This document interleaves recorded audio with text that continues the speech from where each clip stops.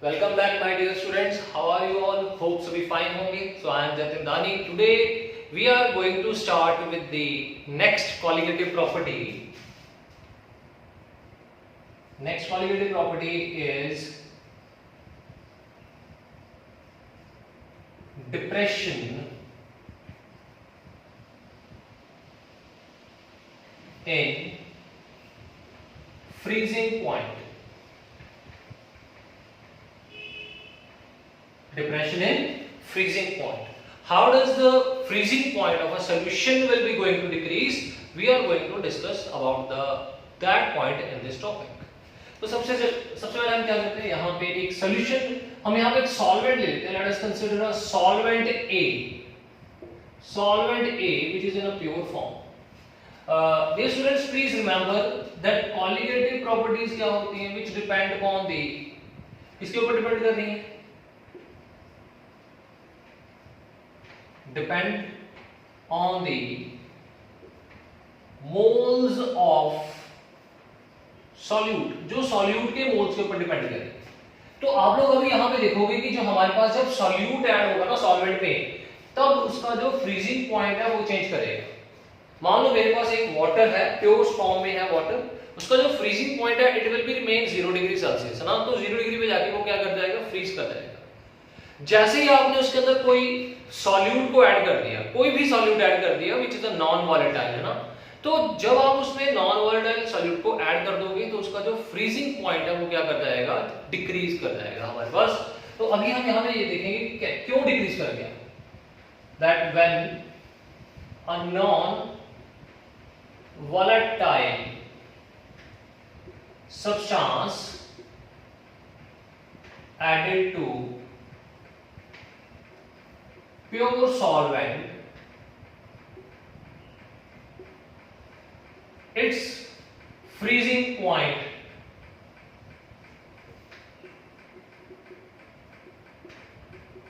will decrease. तो जो freezing point है वो क्या कर जाएगा, डिक्रीज कर जाएगा.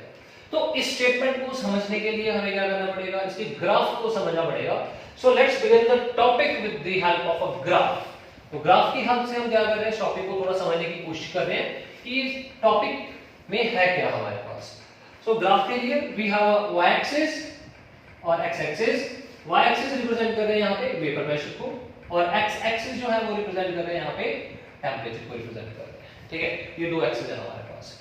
थोड़ा सा ऊपर कर लो. ठीक है, तो मेरे पास यहाँ पे स्टार्टिंग में प्योर सॉल्वेंट है. प्योर सॉल्वेंट का कुछ वेपर प्रेशर होगा, तो मैं यहाँ पे इसके वेपर प्रेशर की एक लाइन ड्रॉ कर लेता हूँ. And for the vapour pressure, this vapour pressure is in a pure form. ठीक है, मैंने इसको यहाँ पे ड्रॉ कर लिया. यहाँ पे प्योर सॉल्वेंट की हमारे पास यहाँ पे लाइन आ चुकी है. ठीक है, अब यहाँ पे क्या करेंगे, एकदम से इंक्रीज कर मत करो इसको, थोड़ा सा इसको टेढ़ा कर देते हैं. This is the pure solvent. अब क्या करेंगे, नेक्स्ट है, इसमें हमने थोड़ा सा इम्प्योर नॉन वॉलेटाइल सॉल्यूट डाल दी.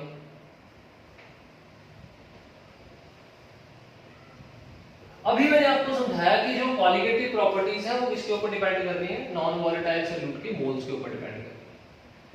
जब हमारे पास नॉन वॉलेटाइल सॉल्यूट के हमने मोल्स को ऐड कर दिया, तो इसकी प्रॉपर्टी जो है फ्रीजिंग पॉइंट वो क्या कर जाएगी, चेंज कर जाएगी. ठीक है, तो जैसे मैंने यहाँ पे इसके अंदर थोड़े से मोल्स ऐड कर दिए सॉल्यूट के, तो हमारे पास जो ग्राफ है वो ऐसा बन जाएगा. This is the graph for the non volatile substance added. जब इसमें हमने नॉन वॉलेटाइल सब्सटेंस क्या कर दिया, ऐड कर दिया, मतलब ये सॉल्यूशन का ग्राफ है और ये सॉल्वेंट का ग्राफ है. कौन सी फॉर्म में, प्योर फॉर्म में है हमारे पास. अब जैसे ही आपने इसके अंदर नॉन वॉलेटाइल सब्सटेंस को ऐड कर दिया, तो उसका जो फ्रीजिंग पॉइंट है वो क्या कर जाएगा, डिक्रीज कर जाएगा. तो हमें कैसे पता लगेगा यहाँ पे, तो इसके लिए आपको क्या करना पड़ेगा, ये जो फ्रीजिंग पॉइंट की डेफिनेशन है उसको दिमाग में रखना पड़ेगा. फ्रीजिंग पॉइंट की डेफिनेशन क्या होती है, आपने पहले भी छोटी क्लास में पढ़ा हुआ है, वो डेफिनेशन ही लगेगी यहाँ पे. जैसे हमारे बॉइलिंग पॉइंट की डेफिनेशन चेंज हो गई थी, वैसे ही हमारे पास जो फ्रीजिंग पॉइंट है इसकी डेफिनेशन भी क्या हो गई है, चेंज। तो क्या है हमारे पास, the temperature at which the vapour pressure of liquid become equal to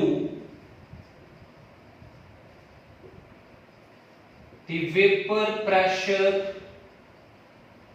of solid। जब लिक्विड और सॉलिड, ये मेरे पास एक लिक्विड है, इस कंटेनर में लिक्विड है, इस कंटेनर में मेरे पास क्या है, हमारे पास सॉलिड है। तो अब क्या होगा, लिक्विड को मैंने सॉलिड के में कन्वर्ट करना है, ठीक है। तो लिक्विड को अगर मैंने सॉलिड में कन्वर्ट करना है तो मुझे क्या करना पड़ेगा, इसके वेपर प्रेशर को क्या करना पड़ेगा, डिक्रीज करना पड़ेगा। कितना डिक्रीज करना पड़ेगा कि इसका जो वेपर प्रेशर है, सॉलिड का वेपर प्रेशर दोनों क्या हो जाए, सेम हो जाए। जब दोनों का वेपर प्रेशर सेम होंगे, हमारा जो लिक्विड है वो ऑटोमेटिकली फ्रीज कर जाएगा। किसमें फ्रीज कर जाएगा, सॉलिड में। तो हमने यहाँ पे इसीलिए डेफिनेशन लिखा, that is temperature at which the vapour pressure of the liquid become equal to the vapour pressure of solid.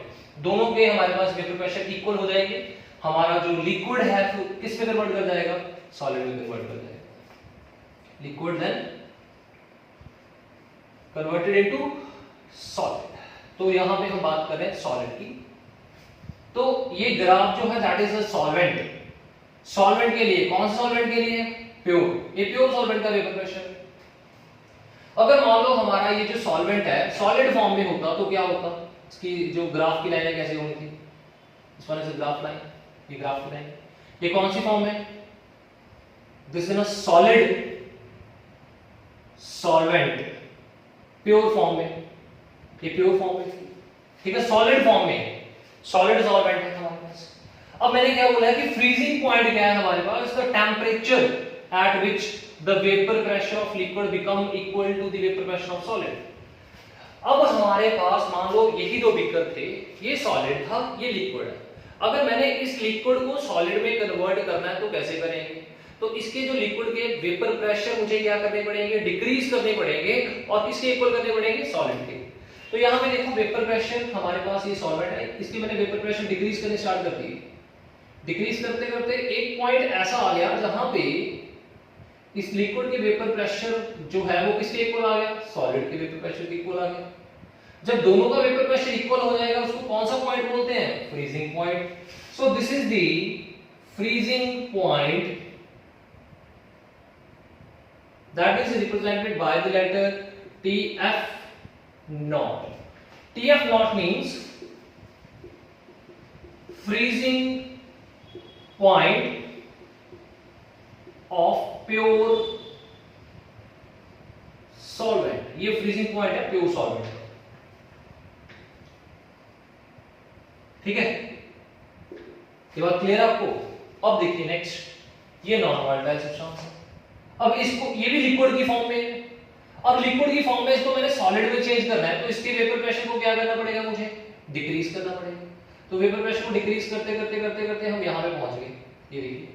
और ये जो है हमारे पास इस पॉइंट पे जाके सॉलिड को कट कर रहा है, तो इसका टेम्परेचर यहाँ पे देखिए, ये टेम्परेचर कितना हो गया हमारे पास, this temperature is TF।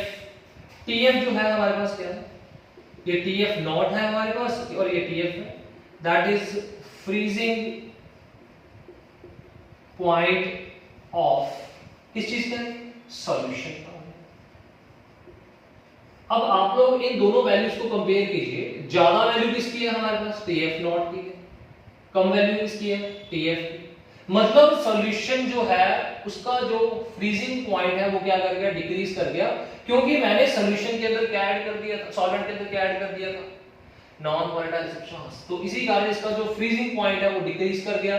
Freezing point अगर हमारा डिक्रीज कर जाएगा तो इसको हम क्या बोलेंगे, this is called depression in freezing point. So my dear students, please note it down here, the value of the TF will be greater than TF not will be greater than TF। इसको जल्दी से note कर लीजिए, इसके बाद next चलते हैं।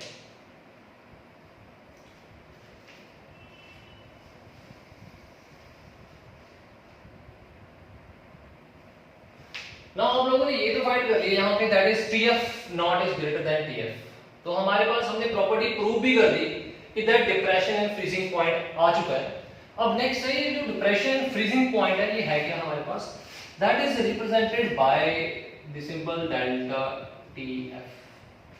This delta TF will be equal to, इसके इक्वल हो जाएगा हमारे पास that is TF not minus TF, ठीक है, and this is called depression in freezing point, ठीक है, इसको भी नोट कर लीजिए। तो इसके बाद नेक्स्ट टॉपिक पे चलते हैं कि दैट हमारे पास जो डिप्रेशन फ्रीजिंग पॉइंट है ये कैसे किस चीज के ऊपर डिपेंड करेगा।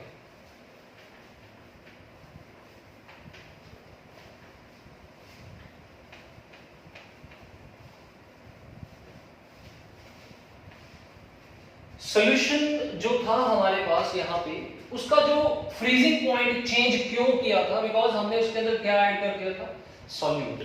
जैसे ही मैंने उसके अंदर सॉल्यूट ऐड कर दिया था, अभी आपको बताया था ना यहाँ पे प्योर सॉल्वेंट था हमारे पास, तो इसके अंदर मैंने क्या ऐड कर दिया, सॉल्यूट।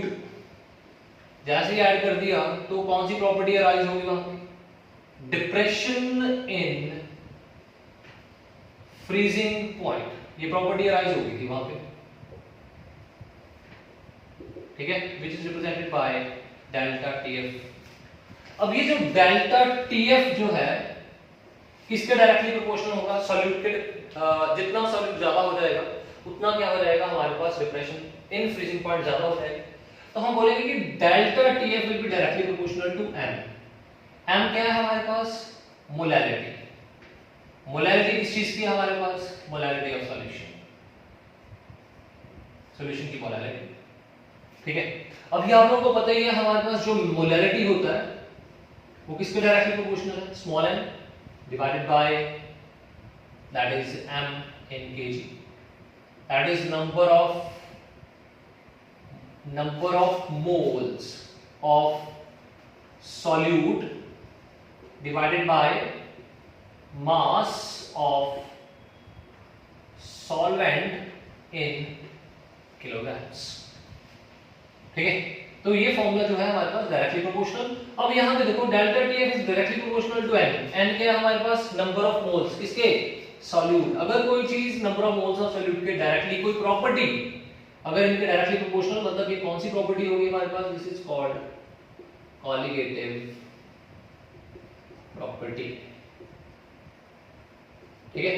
अब यहां पे देखिए जो डेल्टा टीएफ है, यहां पे प्रोपोर्शनैलिटी का साइन है, इसको हटा दो, यहां पे इंट्रोड्यूस हो जाएगा कांस्टेंट केएफ इनटू क्या आ जाएगा हमारे पास, स्मॉल m। अब ये जो है हमारे पास क्या है, दैट इज केएफ। केएफ क्या हो जाएगा हमारे पास, KF will be a constant that is called molal, उसमें था molal elevation in boiling point, इसमें आ जाएगा molal depression in freezing point, ठीक है, molal depression in freezing point. अगर हमने इसकी यूनिट्स को फाइंड करना है, केएफ की यूनिट्स को, इसके इक्वल हो जाएंगे delta TF divides by M. अब ये डेल्टा टीएफ क्या है, इसकी यूनिट्स क्या है हमारे पास, केल्विन। मोलैरिटी की यूनिट्स क्या है हमारे पास, the units of molarity is number of moles की होता है मोल पर kilogram, then its unit will be Kelvin kilogram per mole. So these are the units of kf. Kf is a constant which depend upon, इसके ऊपर depend करेगा solvent के ऊपर depend कर रहा है हमारे पास, ठीक है। So please note it down. इसके बाद नेक्स्ट है इसकी डेफिनेशन के ऊपर। Sometimes a question will be of 1 mark that define KF, मतलब molar depression in freezing point को डिफाइन कर। तो क्या हो जाएगा, यहां पे फॉर्मूला क्या था, delta TF is equal to K F into M. अगर हम मोलैरिटी को 1 मान लें तो डेल्टा टीएफ इसके इक्वल आ जाएगा के एफ के इक्वल आ जाएगा। तो यहां से डेफिनेशन में होगा, if the molality of the solution equal to 1, then the depression in freezing point is equal to the molar depression in freezing point. So this is the definition of KF, molar depression in freezing point. So this complete your topic, that is depression in the freezing point. Now note it down. After that we will start with the numerical part of the topic. Please इसको अच्छे से note कर लीजिए। Next है इसके numericals के ऊपर चलते हैं।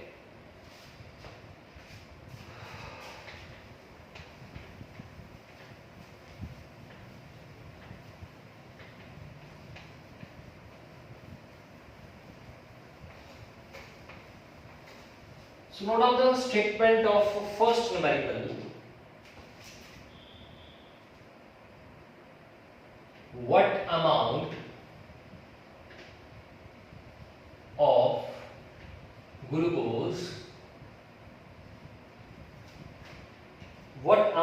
glucose must be dissolved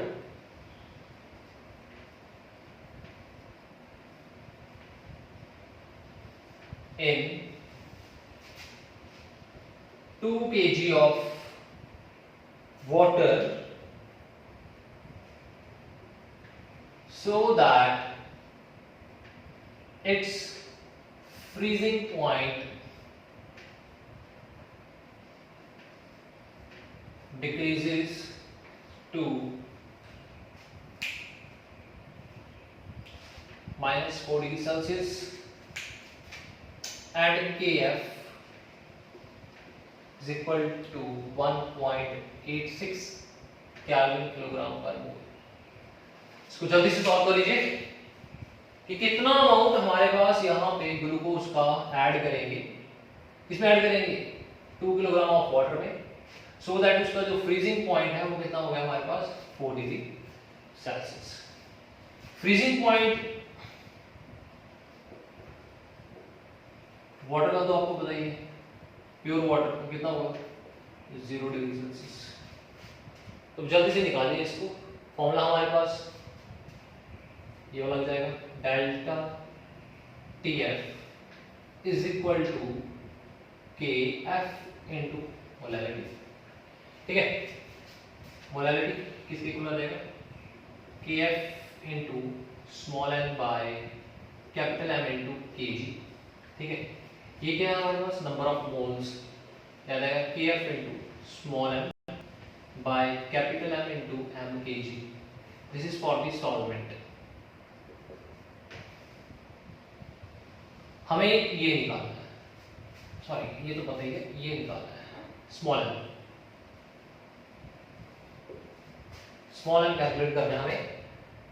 what amount of, मतलब कितना अमाउंट जो है हमारे पास ग्लूकोज का क्या हो रहा है, यूज हो रहा है, तो m निकालेंगे यहाँ पे। तो सबसे पहले हमारे पास यहाँ पे देखिए डेल्टा TF गिवन नहीं, इसको भी निकालना पड़ेगा। डेल्टा TF किसके इक्वल था? TF not minus TF। TF क्या था हमारे पास? प्योर। प्योर का कितना है 0। TF कितना आ गया हमारे पास -4, तो ये बन जाएगा 4 डिग्री। ठीक है, अगर आप लोग इसको डिफरेंस केल्विन में लेंगे तब भी हमारे पास सेम ही आएगा। केल्विन में भी सेम आएगा, डिग्री में भी सेम आएगा, केल्विन में भी सेम आएगा। आंसर कितना आएगा आपका 4 ही आएगा, चाहे आप इसको सेल्सियस लिख लो, डिग्री सेल्सियस लिख लिया और 4 केल्विन भी, क्योंकि दोनों में 273 प्लस होगा। यहाँ पे 273 से डिफरेंस कितना रहेगा हमारे पास 4 ही रह जाएगा। तो हमारे पास ये आ गया। अब नेक्स्ट देखिए कैसे होगा। KF कितना हमारे पास अब दोबारा फॉर्मूला लगाइए, ये होगा TF delta TF is equal to KF into M on M into M kg, that is of solvent. Delta TF कितना निकाला? 4. KF, what is the value of KF here? 1.86. What is the value of small m? We have to calculate it. What is the value of capital M? Glucose है, glucose का मास आपको याद रखना पड़ेगा, C6H12 याद ही कर लो, फाइंड आउट करना बार बार। 12 plus 16 into 6, that is your 180 आ जाएगा, 180, ठीक है। और यहाँ पे सॉल्वेंट का मास जो है वो कितना है हमारे पास यहाँ पे 2 kg। तो अभी m की वैल्यू कैलकुलेट करनी है, तो ये आ जाएगा 4 into 180 into 2 divided by 186 is equal to what? m 1.86 से इसका जो है 100 यहाँ पे चला जाएगा। अब यहाँ पे कैंसिलेशन कर दीजिए, टेबल पे जा रहा है जरूर, 1 यहाँ पे आ जाएगा 93, इसको मल्टीप्लाई कर देना, 100 into 4 into 180 divides by 93, your answer will be there। इसको सॉल्व कर देना, ठीक है। After solving the value of m will be there, please note it down, करो जल्दी से नोट कर लीजिए इसको।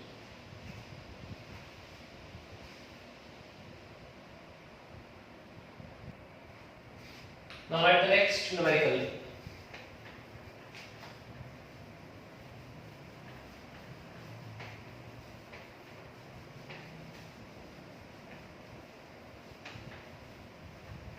Next numerical is, if 6 gram of urea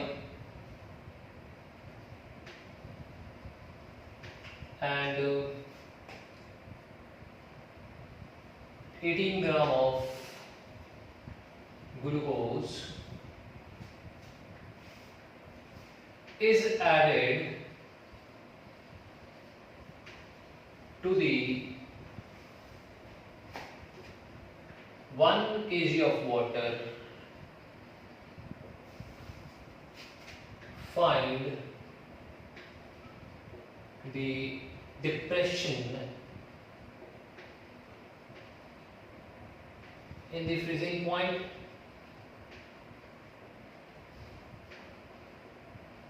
means यहाँ पे डेल्टा TF बोल रहा है कैलकुलेट करने के लिए, एंड सेकंड, ये फर्स्ट पार्ट है, सेकंड आ जाएगा फ्रीजिंग पॉइंट ऑफ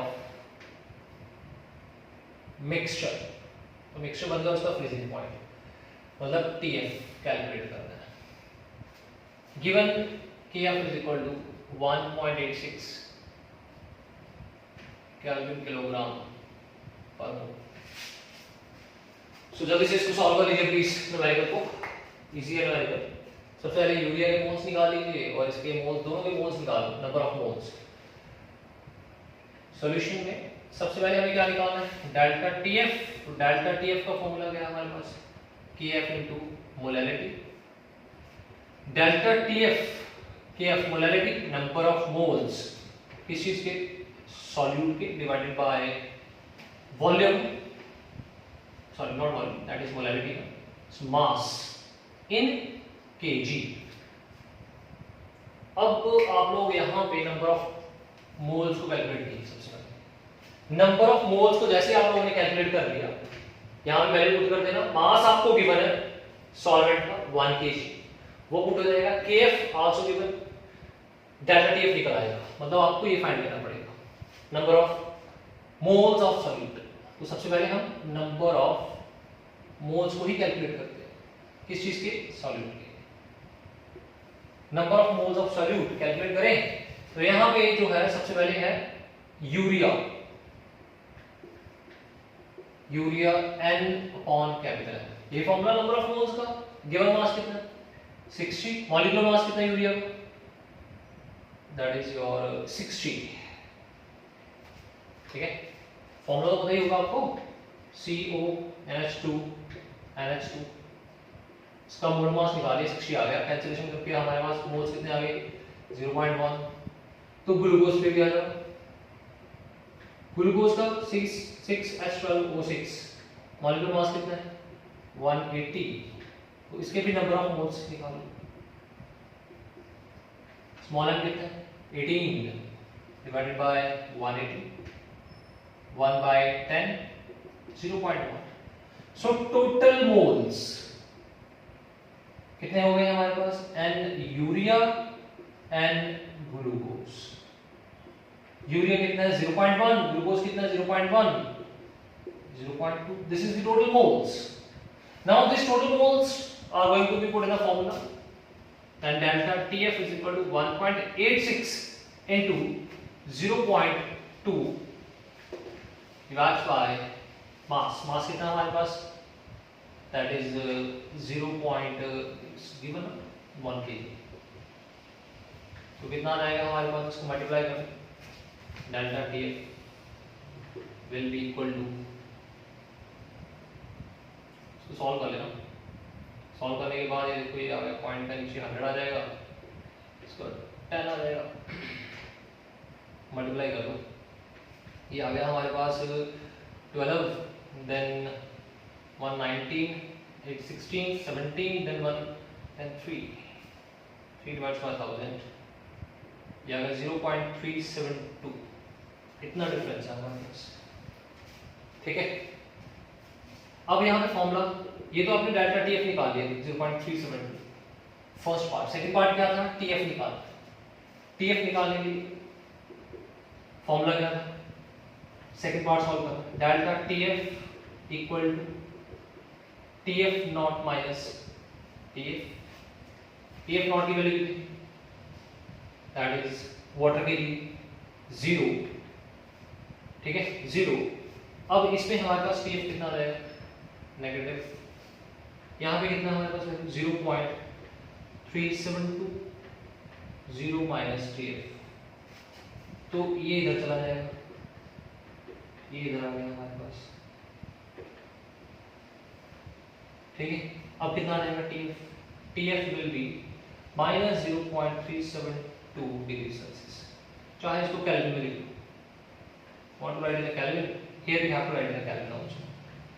तो एक केल्विन, इतना डिफरेंस हमारे पास आ चुका है। So this is the depression in the freezing point, ठीक है। इसको डिग्री सेल्सियस में लिख लो, बैठ गया 0.0, क्योंकि हमने इसको 0 यहाँ डिग्री सेल्सियस लिए, तो कहाँ से मिल रही डिग्री सेल्सियस, यहाँ पे कितना आ गया minus 0.372 degree Celsius. So this is the depression in the freezing point here, and this is for the solution TF। Please note it down।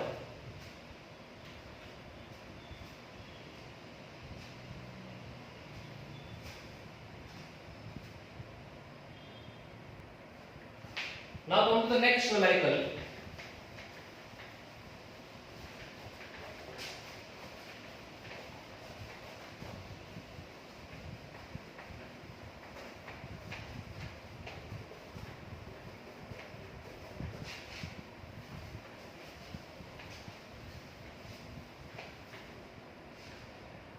Next numerical is 5% of sugarcane, 5% of sugarcane has a freezing point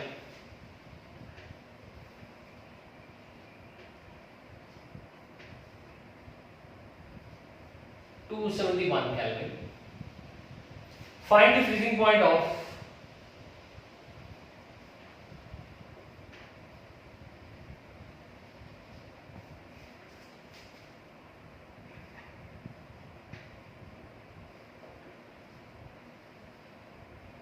glucose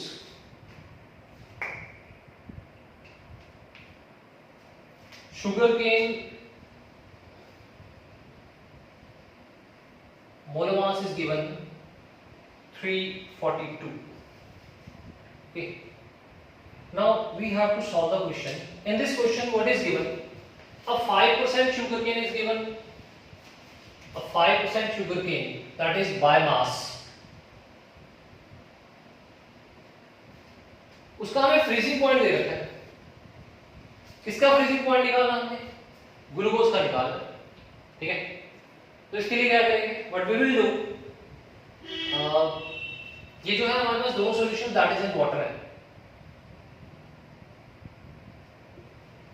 तो यहां पे हमारे पास ये जो है 5% by mass, पहले यहां पे ग्लूकोज के लिए ग्लूकोज एज सॉल्यूट, पहले ग्लूकोज सॉल्यूट है, कितना दिया हुआ है मास,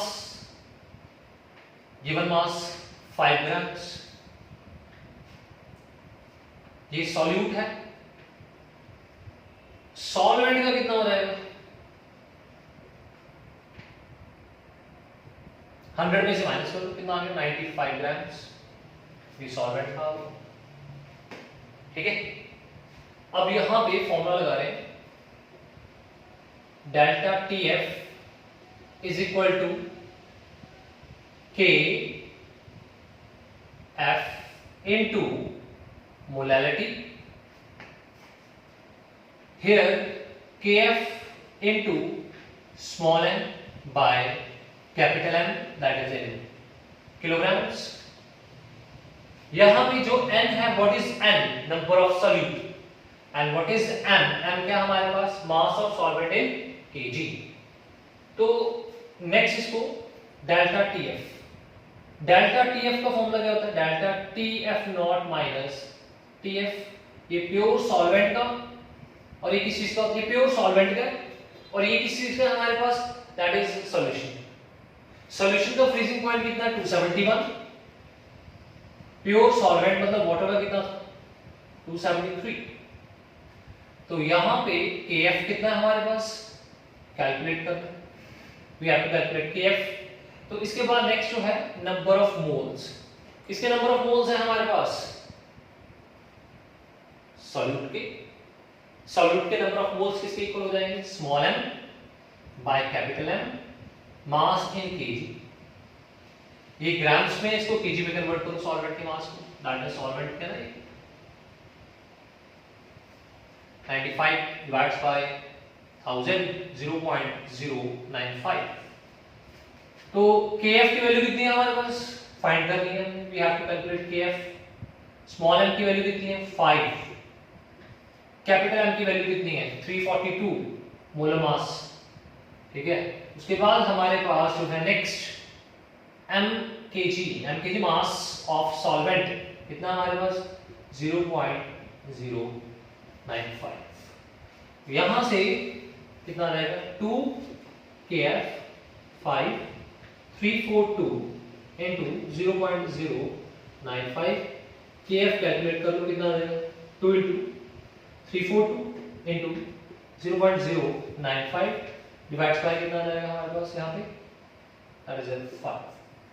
तो यहाँ पे इसका जो है 1000 that will be at denominator, तो डिनोमिनेटर इसको कैंसिल कर दो, ये आ जाएगा 1, देन 19, इसको पूरे को सॉल्व करने के बाद हमारे पास जो है आंसर आ रहा है, that is KF is equal to 12.996 kelvin kilogram per mole, this is the value of KF। ये हमने KF कैलकुलेट कर दिया।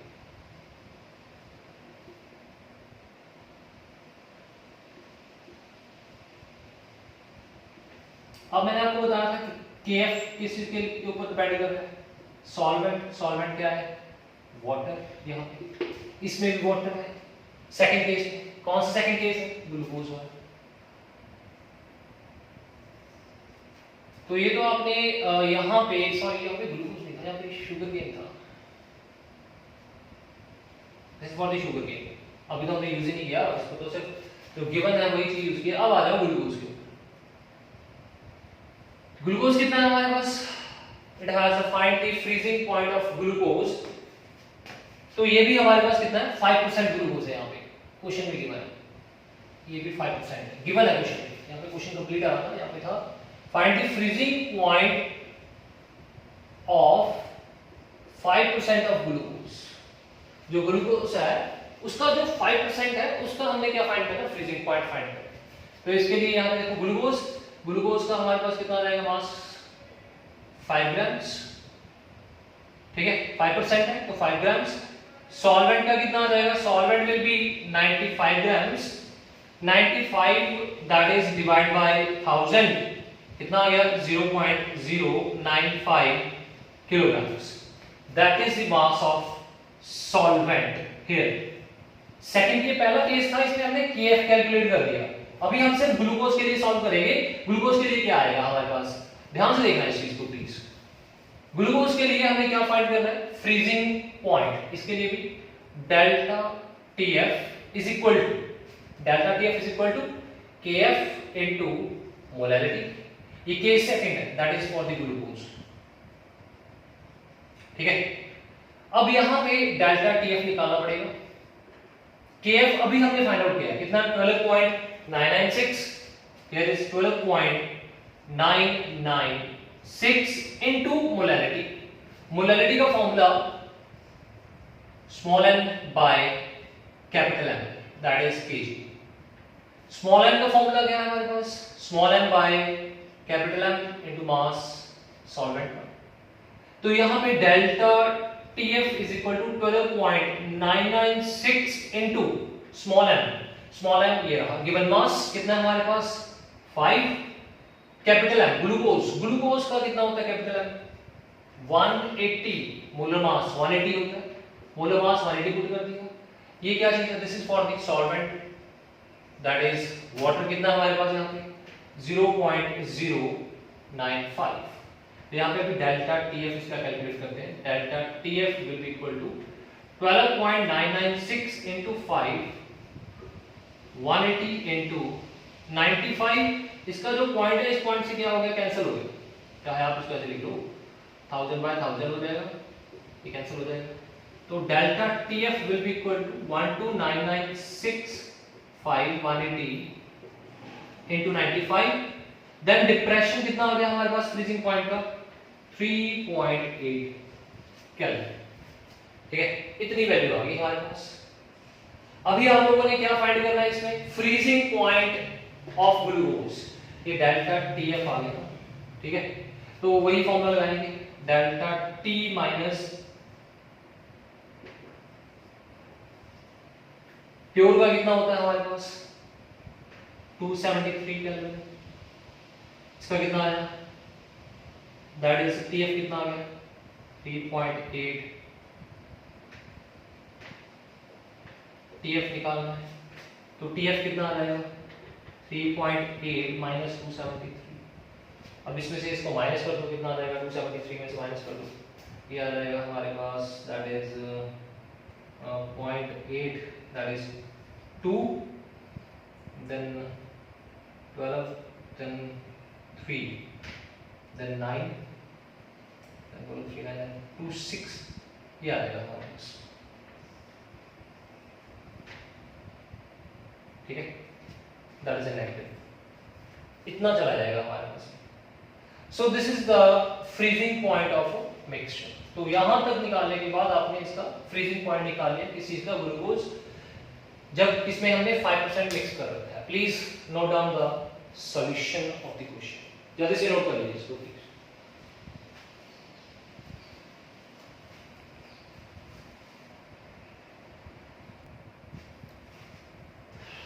करिए नोट. यहाँ पे थोड़ा चेंज कर रहा हूँ. यहाँ पे Tf इधर आएगा, ये आंसर तो ये रहेगा हमारे पास. यहाँ पे चेंज होगा थोड़ा, ये यहाँ पे आ गया 273 minus 3.8. Here the answer is plus 269.2 कर लेगा.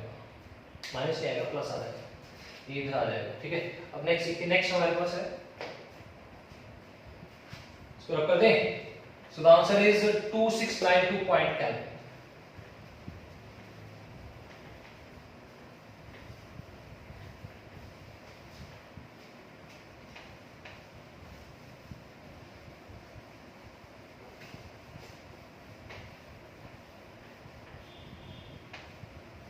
So this is about the third numerical that we have done related to the depression and the freezing point. Now next topic that relates with the value of the Kf.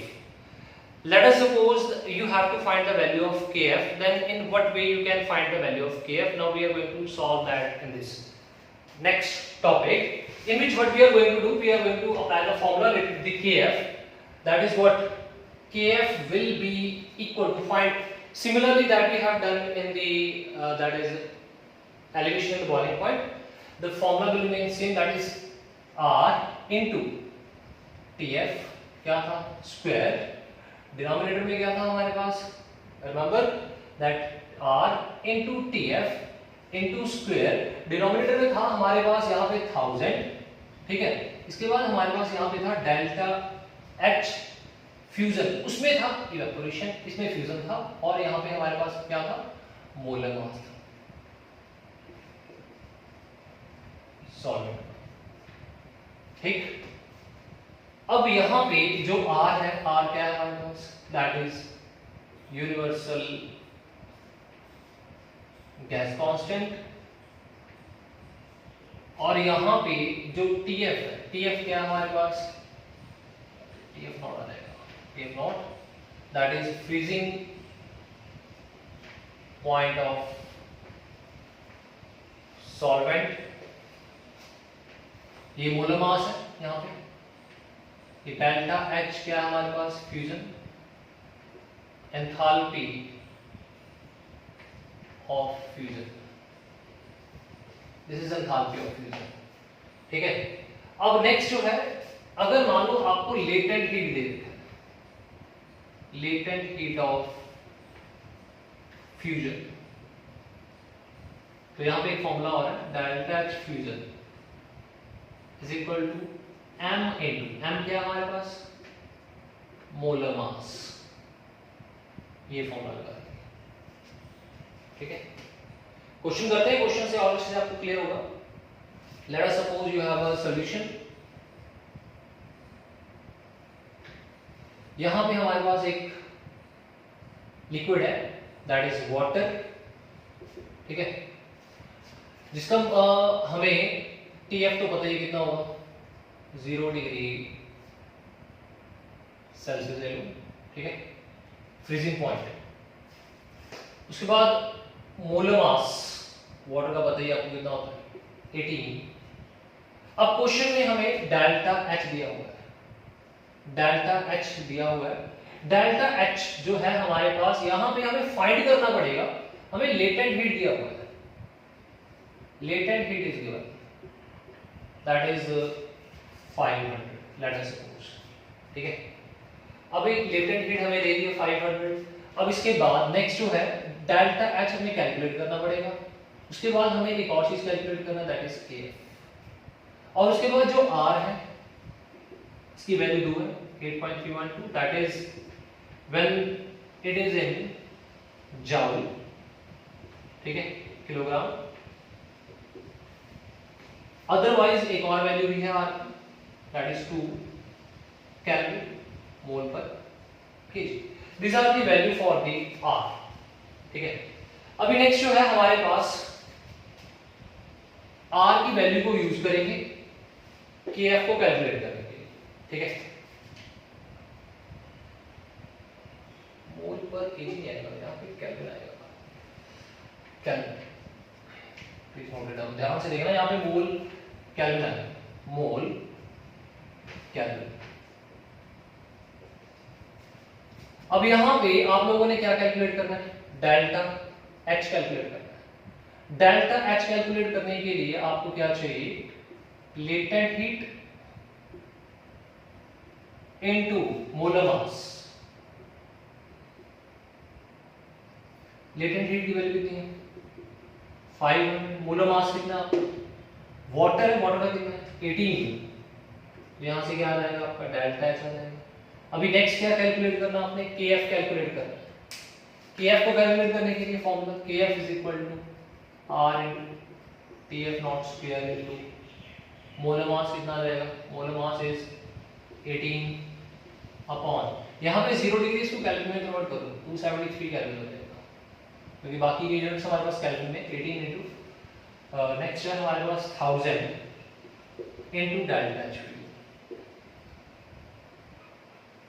Now what is the value of R? R कितना हमारे पास यहाँ पे, R is कितना लेंगे यहाँ पे हमें check करना पड़ेगा इसकी वैल्यू, दैट इज जॉल। अगर इसकी वैल्यू हमारे पास कैलोरी में होगी देन वैल्यू कितनी कंसीडर करेंगे हमने 2, ठीक है। इसकी वैल्यू अगर हमारे पास जॉल में तो कितनी कंसीडर करेंगे 8.3। तो आर हमारे पास यहाँ पे कितना आ जाएगा 2 because the value is in calorie. तो यहाँ पे देखिए टीएफ नॉट कितना हमारे पास 273 का क्या आ जाएगा स्क्वायर आ जाएगा इनटू क्या आ जाएगा 18 आ जाएगा डिवाइड बाय कितना आ जाएगा 1000 इनटू डेल्टा एच। अभी कैलकुलेट किया था 500 इनटू 18 500 इनटू 18 ये कैंसिल हो जाएगा। आफ्टर दैट इसको सॉल्व करके आपके पास किसकी वैल्यू आ जाएगी केएफ की वैल्यू आ जाएगी। So solve the numerical your answer will be there by this method you can find the value of KF. So my dear students, hope that when आपको numerical करवाया it will be clear to each and every student. If you like my video, please do not forget to share and subscribe the channel. Thank you.